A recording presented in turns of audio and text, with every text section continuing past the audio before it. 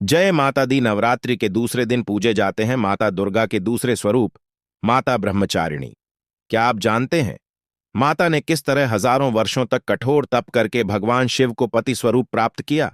आज हम आपको सुनाने जा रहे हैं उनकी सच्ची और अद्भुत कथा। सती के देहत्याग के बाद वे राजा हिमालय के घर में पार्वती के रूप में अवतरित हुईं। बाल्यकाल से ही पार्वती भगवान शिव को अपने मन में बसाए हुए थीं। उनका एक ही संकल्प था, शिव को ही अपने पति स्वरूप प्राप्त करना। एक दिन देवर्षि नारद जी आए। उन्होंने माता से कहा, हे देवी, आप भगवान शिव को पति के रूप में प्राप्त कर सकती हैं, लेकिन इसके लिए आपको कठिनतम तप करना होगा। सिर्फ तपस्या और संयम से ही शिव को प्रसन्न किया जा सकता है। ये सुनकर माता ने निश्चय किया कि वे अपना जीवन तप और साधना में अर्पित कर देंगी। माता ने तप की शुरुआत की। पहले कई वर्षों तक वे केवल फल फूल खाकर रही। उसके बाद उन्होंने केवल बेलपत्र खाकर तप किया। फिर धीरे धीरे उन्होंने जल तक त्याग दिया।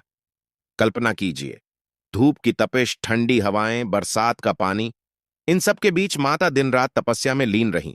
वे खुले आकाश के नीचे कभी बैठकर कभी खड़े होकर ध्यान करती रहीं।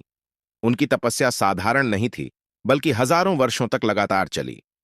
इतनी कठोर साधना देखकर देवता भी आश्चर्यचकित हो गए। ऋषि मुनि माता की अटूट श्रद्धा को प्रणाम करने लगे। यहां तक कि भगवान शिव भी माता की साधना से प्रभावित हो उठे।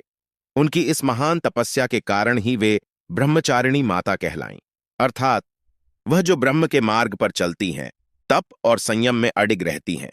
माता की तपस्या का फल आखिरकार मिला। भगवान शिव ने उनके तप को स्वीकार किया और बाद में पार्वती और शिव का विवाह हुआ। इस प्रकार माता ब्रह्मचारिणी त्याग, संयम और श्रद्धा की प्रतिमूर्ति बन गईं। माता के इस स्वरूप की पूजा करने से भक्तों को धैर्य और आत्मबल मिलता है। जीवन के कठिन रास्तों पर आने वाली रुकावटें दूर होती हैं। माना जाता है कि माता ब्रह्मचारिणी की पूजा से भक्त को कभी भी अपने प्रयासों में निराशा नहीं मिलती। भय, पाप और दुख सब मिट जाते हैं और जीवन में शांति और सफलता प्राप्त होती है। नवरात्रि के दूसरे दिन माता ब्रह्मचारिणी की पूजा का विशेष महत्व है। सुबह स्नान कर स्वच्छ वस्त्र धारण करें। माता की प्रतिमा या चित्र को स्थापित करें। फूल, अक्षत, चंदन और दीप अर्पित करें।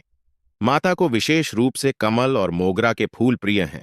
उनके सामने धूप और दीप जलाकर मंत्र का जाप करें। मंत्र एम देवी ब्रह्मचारिण्य नमः। इस मंत्र का जाप करने से साधना का फल जल्दी मिलता है और मनुष्य के जीवन में शांति, संयम और सफलता आती है। माता ब्रह्मचारिणी की कथा हमें सिखाती है कि कठिन से कठिन राह पर भी अगर हम श्रद्धा, संयम और धैर्य बनाए रखें तो असंभव भी संभव हो जाता है। माता का यह स्वरूप हमें यह प्रेरणा देता है कि त्याग और तप के बिना सच्ची सफलता नहीं मिलती। इसलिए नवरात्रि के दूसरे दिन हम माता ब्रह्मचारिणी को स्मरण करके अपने जीवन में आत्मबल और धैर्य की शक्ति प्राप्त करें। जय माता दी।